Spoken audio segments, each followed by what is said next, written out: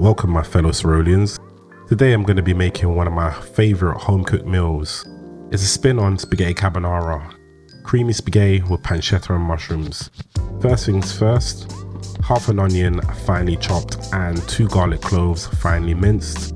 You also need 20 grams of cheese. I've used red Leicester, but I usually switch it up and have it with cheddar. We're going to have 150 grams of mushrooms, close cut mushrooms, 150 ml of double cream, a dash of oregano and chicken stock, and 65 grams of pancetta. I like using smoked pancetta. And also 250 grams of spaghetti.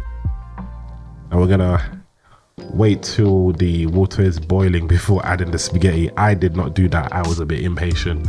But yeah, you want to cook it until it's al dente.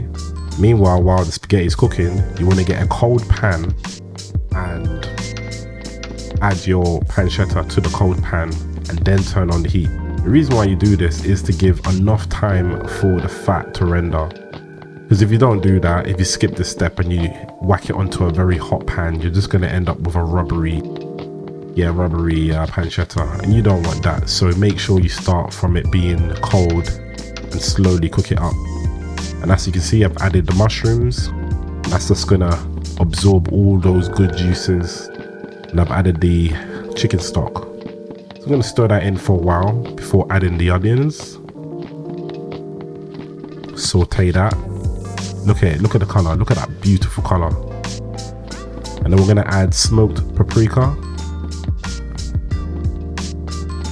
a dash of thyme, and finally the garlic.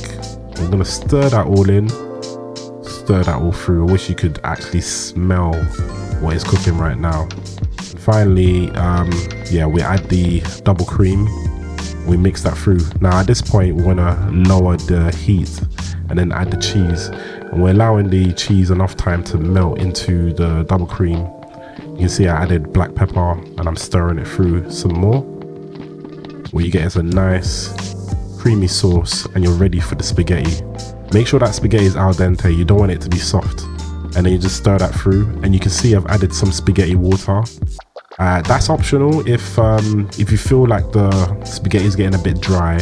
A good tip is to add some of that spaghetti water, so don't be tempted to dash all of that water away. Reserve some just in case, because you might just need it and it will save you.